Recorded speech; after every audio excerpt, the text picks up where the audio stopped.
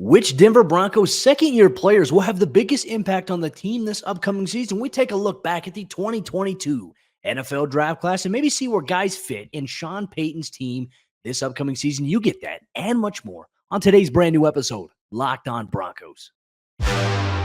You are Locked On Broncos, your daily Denver Broncos podcast. Part of the Locked On Podcast Network. Your team every day. What's up, Broncos Country? Welcome into a brand new episode of Locked On Broncos, your daily Denver Broncos podcast, part of the Locked On Podcast Network, your team every day. Thank you so much to everybody in Broncos Country for tuning in and making Locked On Broncos your first listen of the day every single day. Shout out to all the everydayers out there as well. Make sure you subscribe or follow for free on YouTube or wherever you get your podcast so you never miss out on what's going on with the Denver Broncos. Short, sweet, to the point. You get to hear Locked On Broncos. I'm your host, as always, Cody Roark, Broncos reporter for Mile High Sports, joined alongside, as always, by my co-host and good friend, Sayre Bedinger. He's the site expert over there, predominantly orange.com. Today's episode is brought to you by FanDuel Sportsbook, the official sportsbook of the NFL. Make every moment more. Visit FanDuel.com/LockedOn today to get started. Sayre, as we are patiently and anxiously awaiting for the Broncos to announce when training camp is officially set to happen for them at the Centura Training Center, we're going through a buildup of storylines and topics, and maybe not a lot of people are diving deep into. We've taken a look at rookies that we expect to have a big impact. We've taken a look at what, some of the expectations for the offense and some players maybe nobody's talking about that maybe could play a role, but we're shifting gears here this week as we take a look here at second-year players.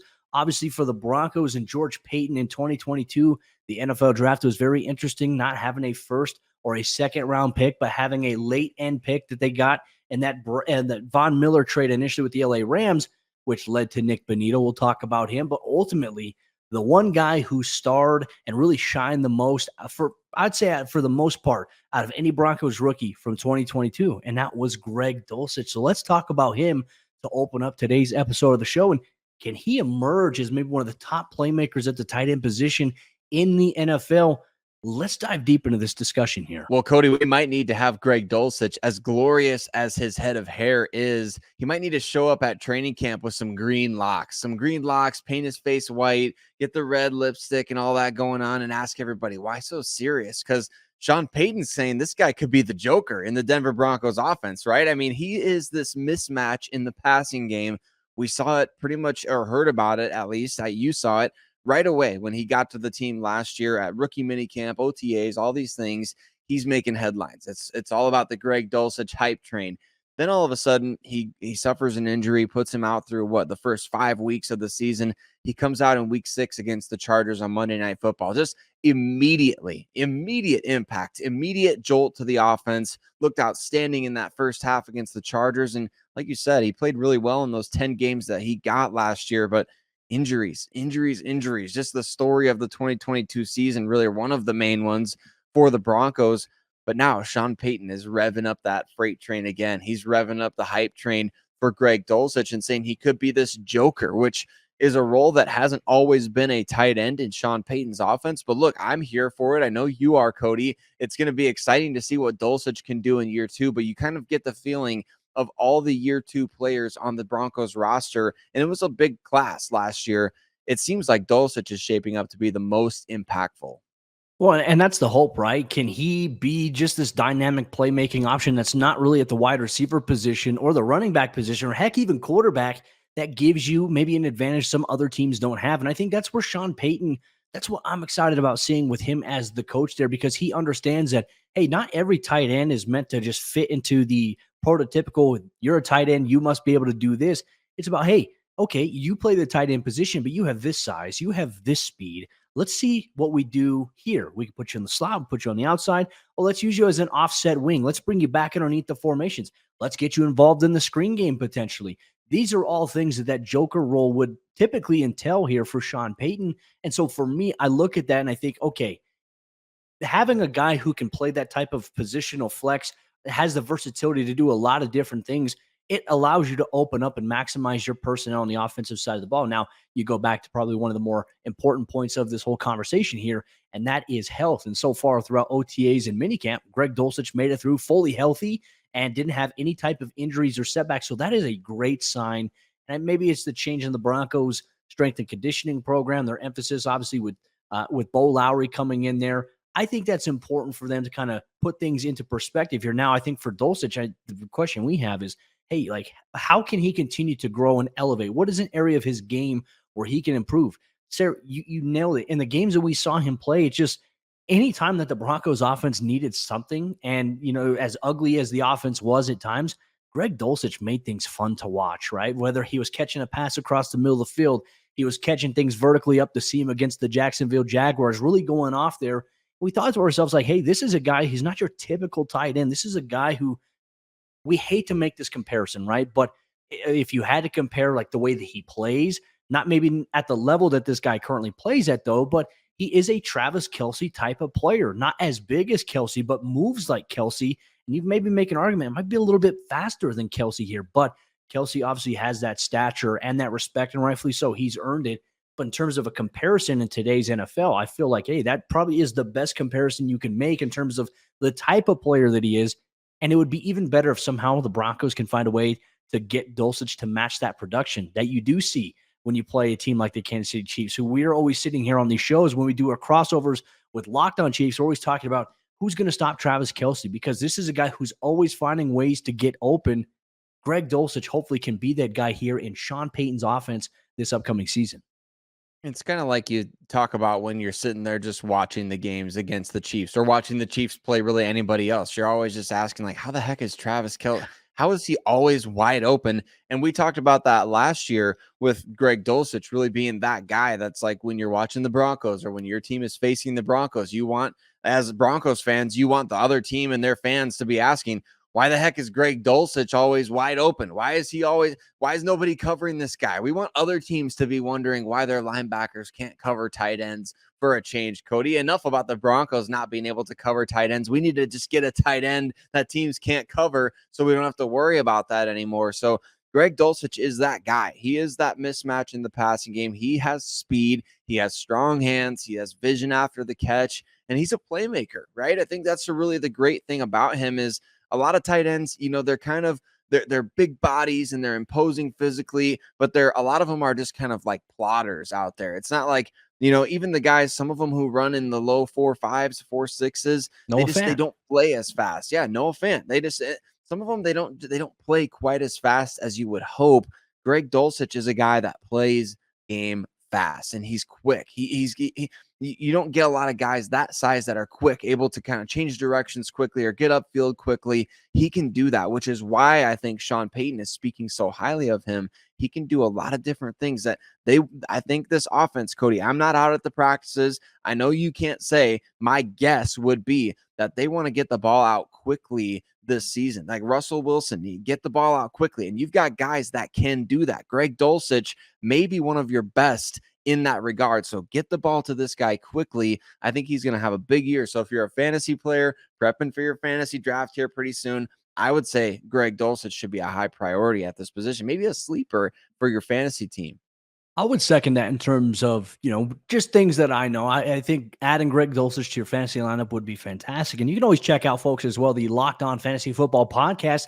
As the seasons get closer, as your drafts come up, they also have you covered. We're going to continue our conversation on today's episode of the show, however, talking about some of the second-year players from the 2022 NFL draft class and maybe seeing, can they continue to rise or who needs to step up? We'll dive deeper into that conversation. You'll get that on today's episode of the show.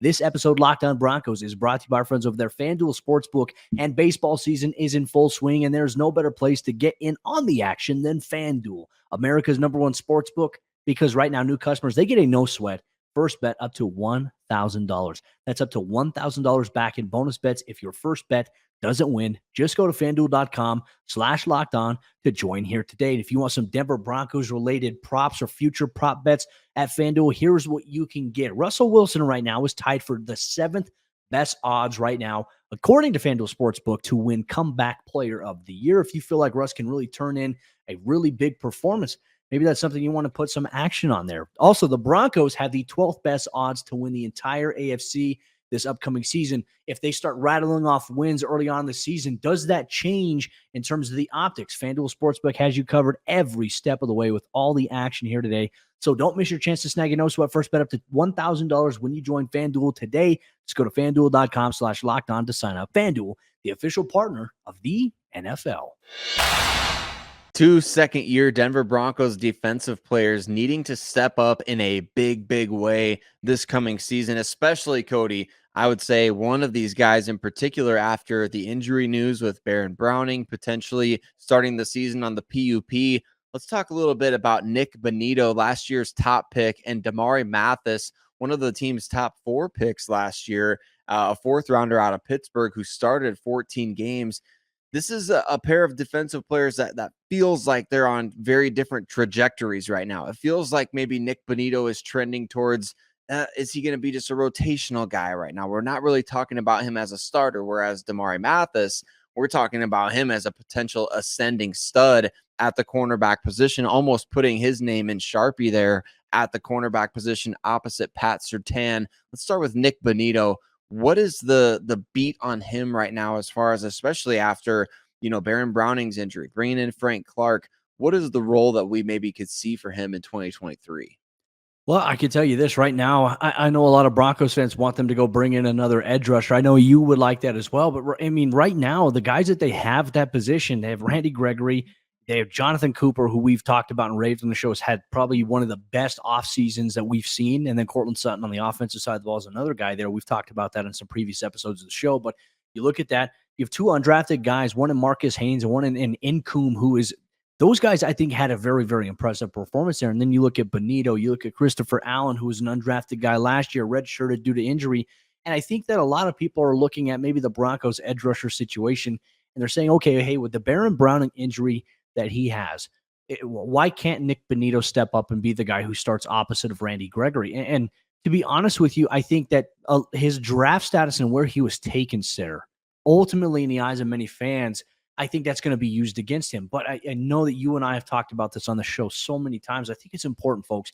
It doesn't necessarily matter where a guy goes in the draft that determines, okay, hey, what is the perspective on him? And look, Nick Bonito was a late round 2 pick, and I think a lot of people viewed him as like a first round pick because of the fact that it was the first pick that the Broncos made in the 2022 NFL draft.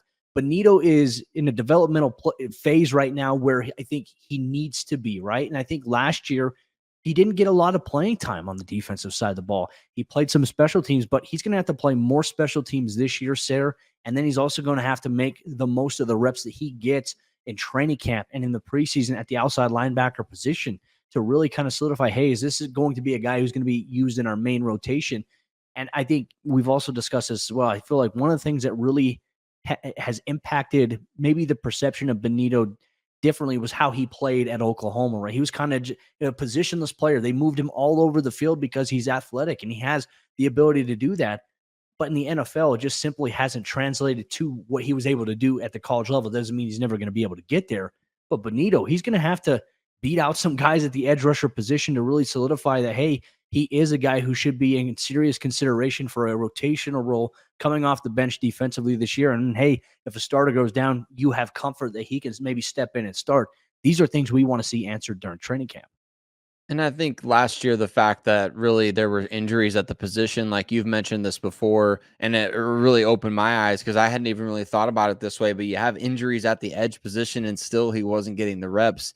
Doesn't necessarily bode well, I would say. I don't want to pour cold water on a potential breakout year for him. We'd love to see that. We'd love to see him go out there and play a bunch and rack up sacks and TFLs and things like that. So I hope Nick Bonito goes out and has a big training camp and big preseason. Like, the Broncos really need that. Even if their plan for him is to be in a rotation, they really need Nick Bonito to come out there and show that he's improved in every facet, that he can contribute on game days beyond just being a rotational rusher, like you mentioned, on special teams. So you want to have guys with that size, that speed, that athleticism, the ability to impact the quarterback. You want to be able to have those guys dressed for game days. And so whatever he needs to do to get that swagger that we saw at Oklahoma, where he was one of the best pass rushers in college football, the Broncos need that. And they need Damarri Mathis at the cornerback to step up, to just be a tremendous option there because, Pat Surtain, established superstar, maybe the best corner in the NFL. I would say that he is the best corner in the NFL. The guy that's on the other side of the field now, he's going to get picked on. He's going to get thrown at a lot. And Damarri Mathis was kind of put through the fire last year. I know, there's a lot of projecting involved with a guy like this, right? Especially when there's competition from behind. But what's your thought on Damarri Mathis, Cody, going into his second season? We know he's got the physical tools. We know he's athletic. We know all that. Can he solidify himself as a legit NFL starting corner this season? If he can stay on the field, yeah. If he can stay healthy, that is the key here. And look, that really hasn't been an issue for him so far in his NFL career. But once again, you have a new head coach coming into this situation. So for me, and I look at a lot of these guys that made the roster last year, really kind of on the back end, you're really wondering, and not saying that Damarri was not even a back end guy last year. Damarri was a guy who stood out in a big way in the preseason. We're like, hey, we like this guy. And then he stepped up in the regular season, kind of solidified, like, hey, he can ball, and he knows it, and we know that he can ball. But for me, I also look at it, it's a new coaching staff, new head coach, which means that for a lot of these guys, they have to go out and they have to prove it all over again. And I would say for Damarri Mathis, thought he proved it last year, but he's going to have to go in and he's going to have to prove it to Sean Payton. He's going to have to prove it to Vance Joseph. I don't think he necessarily has anything to prove to Christian Parker. Christian Parker has talked about just how smart of a corner he is, how much of a technician he is. And even for Damarri, he's learned a lot even from Patrick Surtain. His rise, I would say, from that training camp practice where we first saw him get an interception on Brett Rippon. I mean, it was a highlight play too. It's not like it was just a little bit of an easy throw, but he undercut a pass and he jumped it. He stretched out for it. And we're like, okay, hey, this guy can play. Step in week 2 when Patrick Surtain has like the shoulder injury. And we were all worried like, oh, no, he left the game. He's not coming back. Oh, they threw Damarri Mathis in there. And Damarri stepped up to the plate against Brandon Cooks, prevented a touchdown, had a couple of passes broken up there. And to me, I was like, okay, hey, this guy can step up and he can play. But then, Surtain's back next week for the San Francisco game and shuts out Brandon Ayuk essentially when covering him.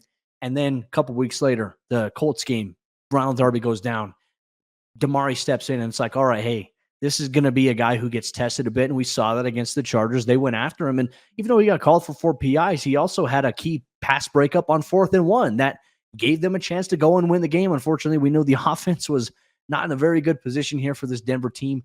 Damarri went out and he had I think he had 3 or 4 near interceptions last year.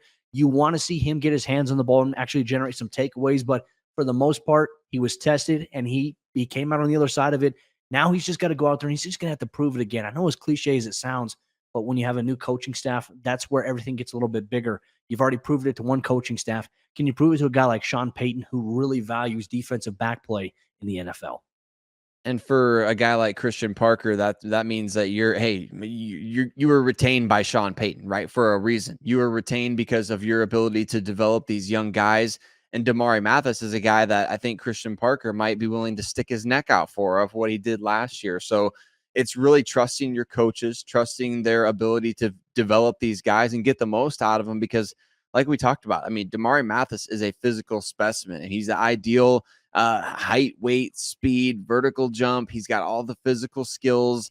And of course, that kind of thing really helped him in his rookie season. Like you said, even if you get beat a little bit, you've got the makeup speed and the explosiveness to be able to get back to the ball rather quickly. And now if you can combine that with good sound technique, he's going to be top flight of the position, no doubt in my mind. And I love that the Broncos still brought in a guy like Riley Moss to come in and push for a starting job within his first couple seasons, because that's going to make Damarri Mathis that much better. It's going to, these guys are going to make each other better by competing, going out there, having each other, and Jaquan McMillan as well. He's coming up to, so you got a guy like Damarri Mathis, a 4th rounder, and then you got a guy like Riley Moss you traded up for. And that whole mental game is like, okay, then you got Jaquan McMillan, who was undrafted. And so you've got all different types of guys here competing for this spot and competing for snaps. I'll be fascinated to see what this means for the rest of the cornerback position, what the Broncos do with K'Wan Williams. But I love this, the pairing of Damarri Mathis and Pat Surtain. I would absolutely love it if that's the Broncos pairing for the foreseeable future. Broncos Country, do you agree? Do you disagree? Let us know in the comments. If you're watching on YouTube, you can always tweet us on social media at Cody Roark NFL, at Sayre Bedinger, at Locked On Broncos. If you're listening wherever you get your podcast. But the conversation continues on today's episode of Locked On Broncos, where we look at the rest of the 2022 NFL draft class. You'll get that on today's episode of the show Real quick, make sure you go check out the Locked On NFL podcast, wherever you get your podcast, or it's also available in video format on YouTube as they circulate around some of the biggest stories and biggest topics around the NFL ahead of training camp. The local experts on the biggest stories.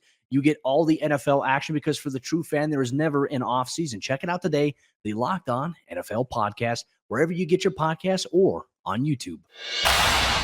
Taking a look at the rest of the 2022 NFL draft class and maybe projecting and seeing where these guys stand as training camp approaches here in just probably 4 weeks at this time. No official date has been announced on when camp is. When that is the case, you'll get an episode. We'll break it all down here for you at Locked On Broncos. But for the rest of the 2022 NFL draft class, there are a lot of guys on this roster right now that Sayre, I think when we look at maybe their status, if we had to look at the 53-man roster for 2023, I think for some guys, we'll put a question mark next to their name here. And once again, I think it's important to note the context. Denver didn't have as much draft capital as they initially wanted prior to the draft starting.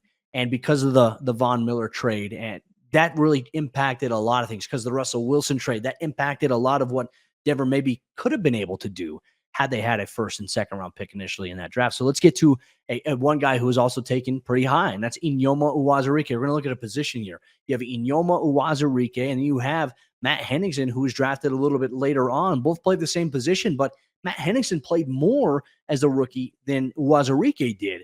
And I think a lot of people look at that like, how come he didn't take the next step? And I think for a guy like Uwazurike, you look at his size, he stepped in late, and it's all about the impact you can have when you do get in the game. And I would say in the times that we saw him on the field in the regular season, there were some flashes to him. And that's what you want to build off of, right? You want to build off of those flashes that you saw, but it has to translate. You have to continue to develop and you have to continue to carry that over in these situations.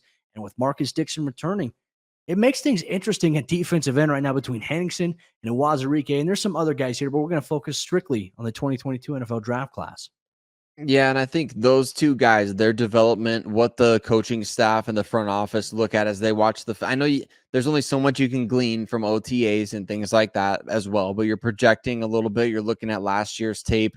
I'm going to be fascinated to see, does this front office go after a guy like Shelby Harris, who's training in Denver as far as I know, right? I think he trains with Matt McChesney or at Landau Performance, excuse me. I think he trains at Landau. So yeah.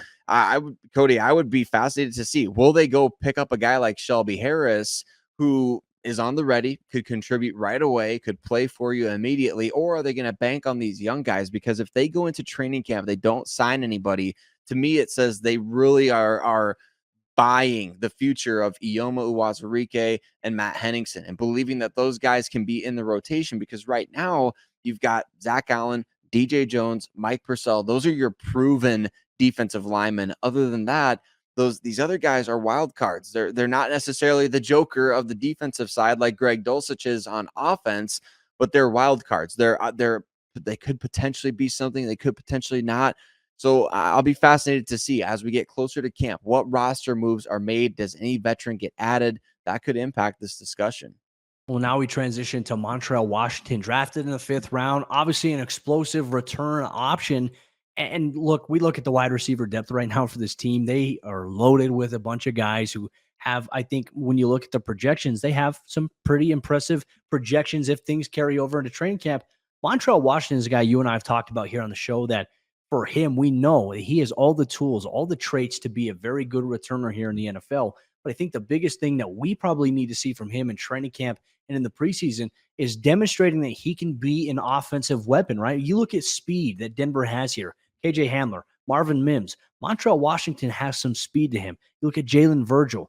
You need guys with speed in this offense because Denver has plenty of size, but do you have guys that can separate? Do you have guys that can maybe have an impact? And look, I know we saw some chances. We almost saw Montreal Washington catch a touchdown against the Houston Texans in week 4. Unfortunately, it was a little bit out of bounds there. For me, Montreal's going to have to showcase, hey, I can play on offense. I can have an impact. I'm more than just a returner, because when a room is as loaded as wide receiver is right now for Denver, you have to be able to play both ways in terms of that, or else you're not really going to have much value to an NFL team when it comes to the evaluation process. And I think even on top of that as well, just make yourself uncuttable as a punt returner. I mean, really go out there, make the plays like you did last year. Yes, you need to have somebody reliable back there. And last year, it was, I think a lot of just, I don't necessarily know, did they give him too much freedom? What was the real issue back there? They were allowing him, or he was taking the liberty of returning punts inside the 5 and doing things that he definitely should not have been doing back there. So I think you have to make yourself uncuttable as a punt returner, in addition to going out there and proving, hey, I can make the team. I could be a deep threat. I could be somebody who moves the chains. I could be somebody you give the jet sweep, or, you want to do all these, whatever you want to do, I can do it for you. And he showed that a little bit last year. He showed he could do that in the preseason and training camp.